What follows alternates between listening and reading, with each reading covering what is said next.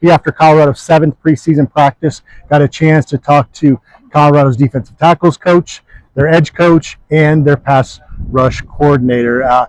Got some different perspectives from all three. Three really good media scrums, but three very different personalities. Yeah, very different. And Warren Sapp, obviously, he's asked about working with Domata Peko, and he goes, "Well, it's good cop, bad cop." Yeah. And we kind of know which is which. And Warren Sapp, obviously, he brings the energy, and he's going to bring the heat a little bit. And Peko, not that he can't, but he's clearly more of that. All right, brother, let's go. He's that good cop. And he kind of joked. I asked him about that. And he goes, "I thought I was the bad cop." But yeah, different personalities, and then. George Helow, lots of energy himself, and in a different way than Warren Sapp. And he's a talker. He's very good at getting his message across, and really insightful from him as well. Yeah. All three of them, but George Helow gives really insightful answers. Both Peko and Sapp mentioned Quinn Barnes and the weight loss that he had. It sounds like he was at 340, and he's down between about 305 to 310 in that range. Yeah. And we saw him improve last year. The first half of last season was a little rough for him. He had a lot of offsides penalties, but as the season went along, he got better. Now he's trimmed this weight off. It sure sounds like he's going to be one of those starters on this defensive line. Yeah, he's been running with the ones a lot. If you watch well off, I mean, he's been with the ones a lot. And Coach Peko wasn't here last year, but he's like, look, he was like 340 when he got here, and I just felt like watching him last year. He was sluggish and a little bit too slow. And Coach Sapp said he told him when they left spring, like, you better get below 315 or you're not playing for me. And he came in at 305, and so you can tell a difference. I mean, he looks like a different player. He and Amari McNeel, I think, people don't know about them a lot, but I think that they're going to, because I know they're going to have a rotation, but those two have kind of seemed like they're the front runners, and I think that they're both poised for really big seasons. And Coach Peko mentioned the obvious when it comes to Amari McNeel. It's consistency that they need, because we have seen in stretches, even for full games, where he's been a dominant force on the defensive line, particularly last year before he got hurt late in the season. He was really starting to come on to his own. So that's the key for him. As he said, if you're going to be an NFL guy, it's not just flashes here and there. It's consistently being that guy. It's been a while since they've really had an interior defensive lineman that's had that consistency.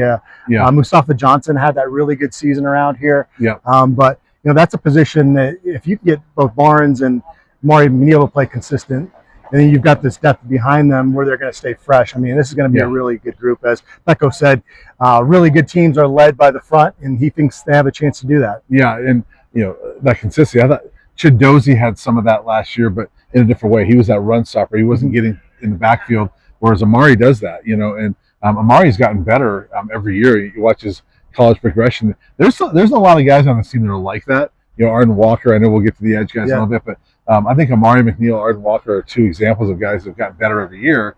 Amari, that is the next step. I'm excited for him because I think he and Barnes are a really good duo. And then Tavion Coleman and Gabriel Lightfoot and Torian Carter and Jaheim Otis. I mean, you go down the list, it's like, ooh, okay.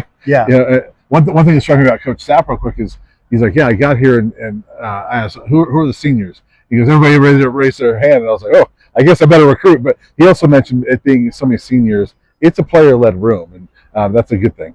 And it'll continue to be a position you're going to be feeding through the portal, because you're going to have to kind of, fill that room up with some more experience next year, because then they will be losing a lot. But a very good group for this year. On the edge, I mean, Brian, has there been a time this entire offseason that we've asked a defensive player or coach who's been leading that group and they have not said Ardan Walker first? I feel like it's 100%. Yeah, and often you don't even have to ask specifically about Ardan Walker. He's brought up, and that's the impressive part to me is he's clearly going to be a leader on this team. And as I mentioned, he's a guy that just keeps getting better. He was better last year than he was the year before. And, Missouri, I remember talking to him when he first committed to here, and he's like, my position is one I learned when I got to college that it takes a long time to develop it. And he developed at Missouri, and then he's just gotten better as he's gotten here. And, the amount of times he's mentioned, you go throughout the years, and there's always like a guy that's mentioned a lot in the offseason, right? Or two guys. And a couple of years ago, 2022 was everybody talked about Jordan Tyson, right? And then the guy exploded. And, everybody's talking about Ardan Walker, and they have been since the spring. We were given 5 selections for the preseason All Big 12 team.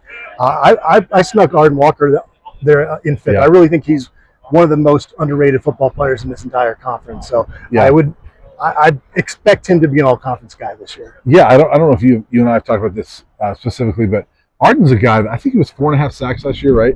I could see him approaching the double-digit sack number, getting to that 8, 9, 10 mark. And Samson Okinola is a big part of that group. Keaton Wade was asked about today, and Helow said the challenge with him is don't be just a situational 3rd down guy. They want him to be a 3-down edge guy. And if he can do that, I mean, his production based on the amount of snaps he played last year was pretty incredible. Yeah, he was an incredible 3rd down guy last year in only 6 games, I think it was. And it was not even 200 snaps. And if you average out his snaps or prorate it out to whatever the 600 snaps that the top guys were playing, he would have had like 20 sacks, So, he is that guy that needs to take that next step. And he's another guy that when you watch the videos, like, he looks different too. I mean, he just looks more filled out. You can just tell these guys that have played and produced, they kind of come back looking a little more confident and chiseled and things like that. And, he's another one of those guys that I expect big things out of. And if he takes that next step, I don't know what it's going to look like, but he was pretty dominant last year. Well, I think Quincy Wiggins has kind of gone the other way. He looks like he's slimmed up quite a bit. And we've heard that Coach Prime loves him and has been such a good mentor. Just, it's pretty rare in this portal era. We've talked about this for a guy like Quincy Wiggins to stick around here. And that patience might really pay off for him this year. It's going to be tough to crack that top 2 or maybe even 3 in that rotation. But it was mentioned that he's gotten some reps with the first team defense here recently. I feel like, you mentioned Ardan Walker, we're talking about him.